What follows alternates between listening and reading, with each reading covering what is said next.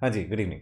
आज हम बात करने वाले हैं regarding the schedule that you should have one day before the exams, यानी कि रिवीजन के लिए आपकी स्ट्रैटेजी क्या होनी चाहिए जिससे आप ज़्यादा से ज़्यादा टॉपिक्स जो भी इंपॉर्टेंट है पेपर के लिए वो रिवाइज कर पाएं और बेस्ट पॉसिबल तरीके से अपने एग्जाम को अटेम्प्ट कर पाएं। So that is the strategy that we will be touching upon in this particular video. And importance मैंने आपको बता दी है दैट इतना ज़्यादा सिलेबस होने की वजह से it becomes very important that आप स्ट्रक्चर्ड तरीके से चलें। अगर अनस्ट्रक्चर्ड तरीके से चलेंगे, कुछ चीज़ें रिवाइज कर जाएंगे, हो सकता है कुछ बहुत इंपॉर्टेंट चीज़ें जो कि आपने 2 महीने पहले पढ़ी थी उसको रिवाइज करे बिना पेपर में बैठ जाएं, और अगर रिवाइज कर जाते हैं टाइम से उन चीज़ों को तो आप पेपर में ईजिली रेप्लिकेट कर पाते, सारी की सारी चीज़ें लिख पाते। बट जस्ट बिकॉज रिवाइज नहीं कर पाए एक दिन पहले, वो आप कुछ भी नहीं लिख पाएंगे, मार्क्स फैच नहीं कर पाएंगे। तो किस तरीके से स्ट्रक्चर तरीके से आप आगे चल सकते हैं थ्योरेटिकल प्रैक्टिकल सब्जेक्ट्स को रिवाइज करने में, उन दोनों ही चीज़ों की मैं बात करने वाला हूं आज वाली क्लास में। तो उस डिस्कशन को चालू करेंगे, लेकिन डिस्कशन को चालू करने से पहले एक बार जल्दी से न्यू यूजर्स के लिए बात कर लेते हैं regarding our fast track batches जो कि इस मंथ में लॉन्च ऑलरेडी हो चुके हैं। कैसे आप उनका बेनिफिट उठा सकते हैं, देखिए आपकी स्क्रीन पे आपको हमारी टीम देखने को मिल रही होगी। ये जो हमारी टीम है उन्होंने नवंबर 2020 में लेटेस्ट आपके बैचेस स्टार्ट करे हैं, और ये जो नवंबर 2020 वाले बैचेस हैं ये कौन से स्टूडेंट्स को टारगेट कर रहे हैं? उन स्टूडेंट्स को जो कि मई 2021 अटेम्प्ट देने वाले हैं या फिर उससे आगे में जो भी अटेम्प्ट्स आने वाली है उन अटेम्प्ट्स को देने वाले हैं। तो आपको लेटेस्ट अमेंडेड बैचेस देखने को मिलेंगे जो कि इस महीने में रोल आउट करे जा रहे हैं। ये हमारी टीम है, सारी की सारी टीम में मल्टीपल एजुकेटर्स अपने अपने सब्जेक्ट्स की क्लासेस रोल आउट कर चुके हैं, जिनका बेनिफिट आप ले कैसे सकते हैं आपको जल्दी से मैं स्टेप्स दिखा देता हूँ। सबसे पहला स्टेप है, आप अगर सेलफोन डिवाइसेस पे देखना चाहते हैं इन क्लासेस को, तो चाहे आपके पास iOS डिवाइस हो चाहे एंड्रॉइड डिवाइस हो, दोनों ही डिवाइसेस पे सपोर्ट होती है हमारी ऐप। तो आप ढूंढ सकते हैं हमारी ऐप को, विच goes by the name of Unacademy learning app. आपको स्क्रीन पे भी फ्लैश होता दिख रहा होगा और उसका लोगो कुछ ऐसा सा दिखता है जो कि आपको स्टेप 2 पे दिख रहा होगा। Once you install the application, उसके बाद आपसे पूछा जाएगा कौन से एग्जाम के लिए आप प्रिपेयर कर रहे हैं। Over there you need to select C A final, C A intermediate और C A foundation, which ever level you belong to. उसके बाद जब आप प्लस कैटेगरी पे क्लिक करते हैं, this is a subscription based model, जहाँ पे अगर आप सब्सक्राइब कर लेते हैं प्लेटफॉर्म को, तो सी ए फाइनल लेवल पे जितने भी टीचर्स एसोसिएटेड है विद अन अकेडमी, सबकी क्लासेस आप देख पाएंगे without any restriction on the number of views और द स्पीड जिसमें आप देखना चाहते हैं। सारी लाइव क्लासेस देखना चाहते हैं लाइव देखिए, ऑफलाइन देखना चाहते हैं ऑफलाइन देखिए, वगैरह वगैरह। जितने भी प्लस के बेनिफिट्स मैं आपको बताता रहता हूँ, सारे बेनिफिट्स आपको मिल पाएंगे। So once you click on plus, उसके बाद नेक्स्ट स्टेप क्या आएगा, आप गेट सब्सक्रिप्शन पे क्लिक कर सकते हैं अगर आप सब्सक्रिप्शन लेना चाहते हैं तो। And once you do this, उसके बाद आपको प्राइसिंग दिखा दी जाएगी जो कि कुछ मोटे मोटे तौर पे ऐसी सी निकल के आती है। 12 मंथ्स के लिए 2063 पर मंथ की इफेक्टिव कॉस्ट निकल के आ जाती है, एंड 24 मंथ्स के लिए 1500 रुपीज़ पर मंथ की कॉस्ट निकल के आ जाती है, इफेक्टिव कॉस्ट। एंड ये जो कॉस्ट है, this is inclusive of all of the taxes, and this is the cost for all of the subjects at C A final level combined, not just my subject.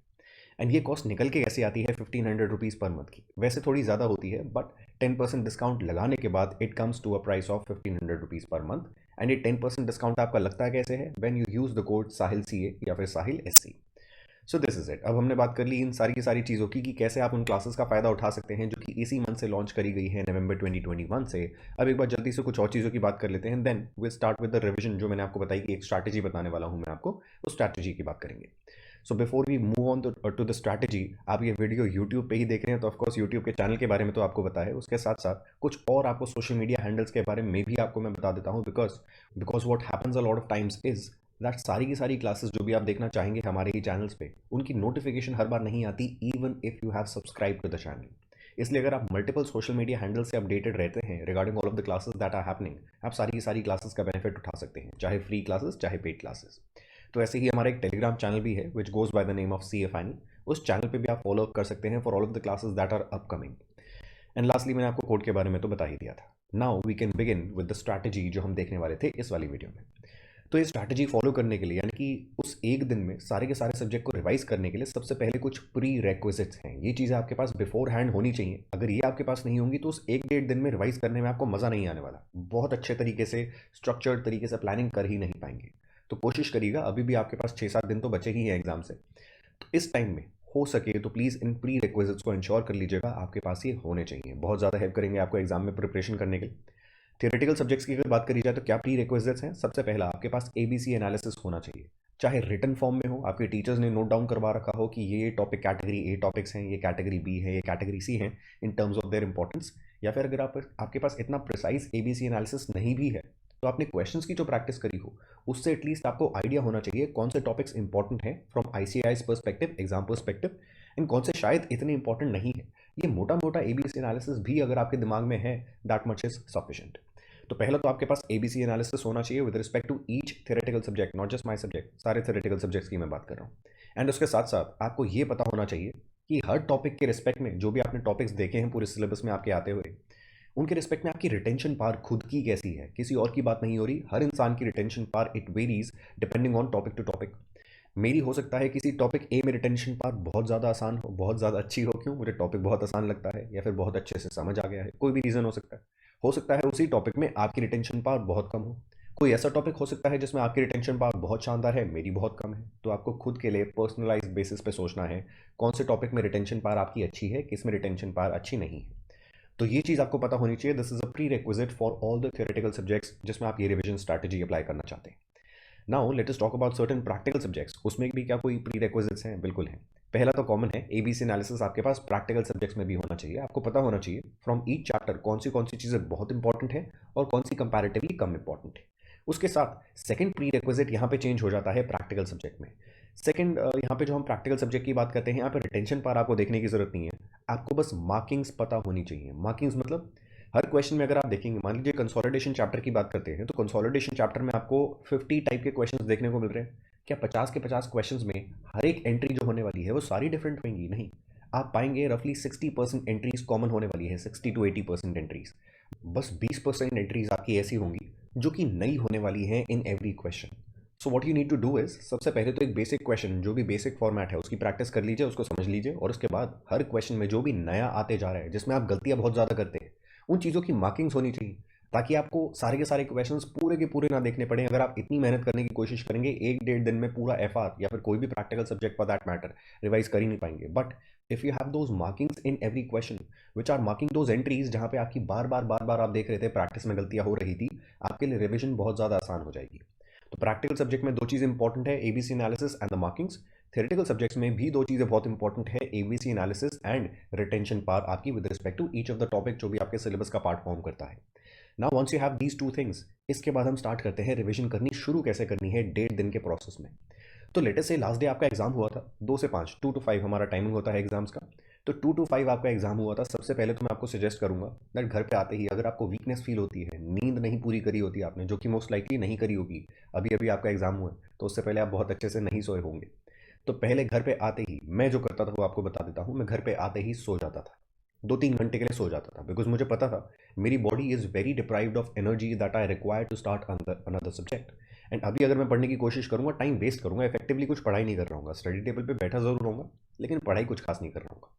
So what I use to do is, मैं घर पे आते ही 2-3 घंटे के लिए सो जाता था, एक पावर नैप सी ले लेता था। अब मैं इसको नैप तो नहीं बोलूँगा, 3 घंटे की नींद है, ऑलमोस्ट आधी नींद पूरी हो गई।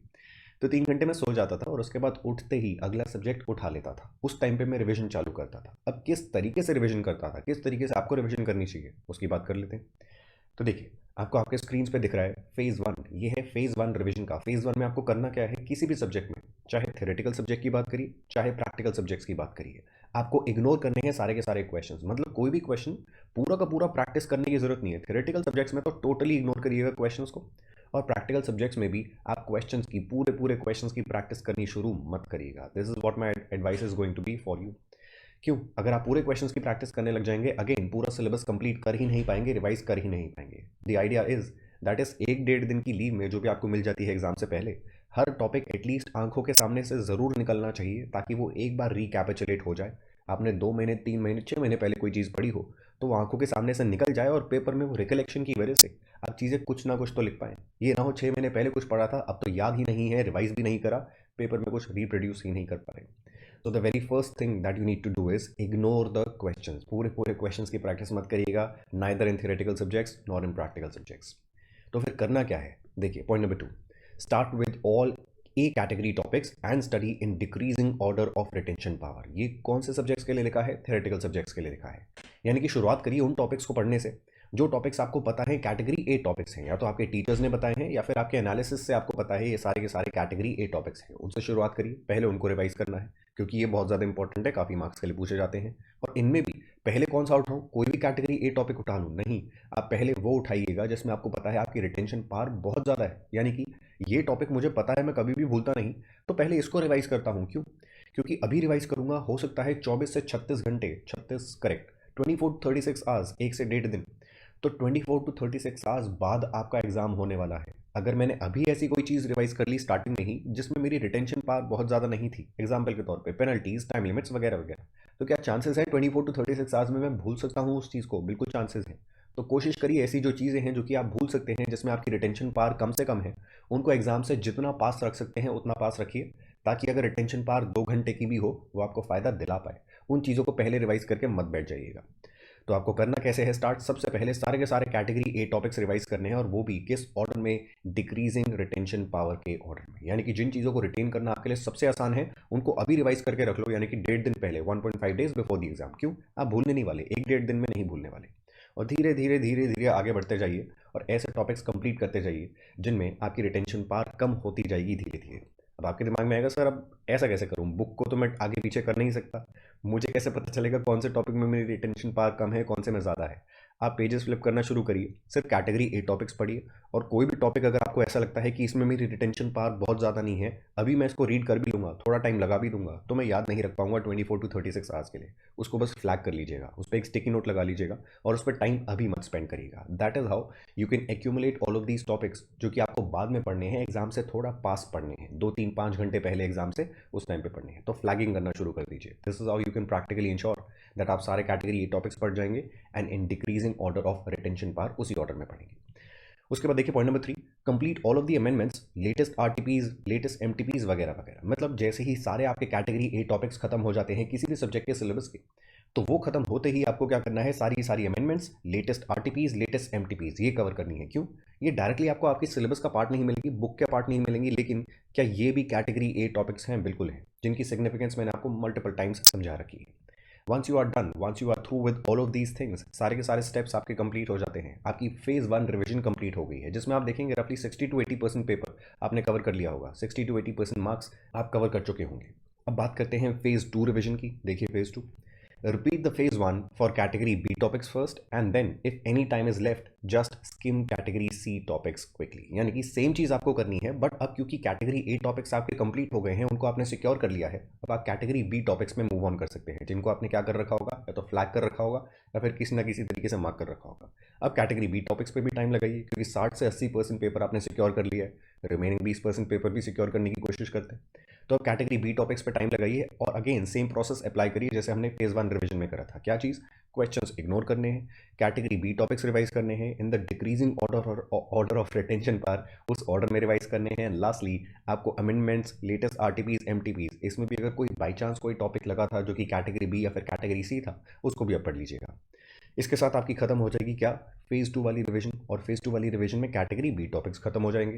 अगर कैटेगरी बी भी खत्म हो जाते हैं और आपके पास टाइम बचता है, तो क्या कैटेगरी सी टॉपिक्स आपको टच करने चाहिए? बिल्कुल करने चाहिए, लेकिन कैटेगरी सी टॉपिक्स में टाइम मत लगाइएगा, बस इनको जल्दी से स्किम कर लीजिएगा, जल्दी से गो थ्रू कर लीजिएगा पेजेस फ्लिप करते करते। उसके बाद भी अगर टाइम बच जाता है, वापस जाइएगा किस पे? कैटेगरी ए टॉपिक्स पे।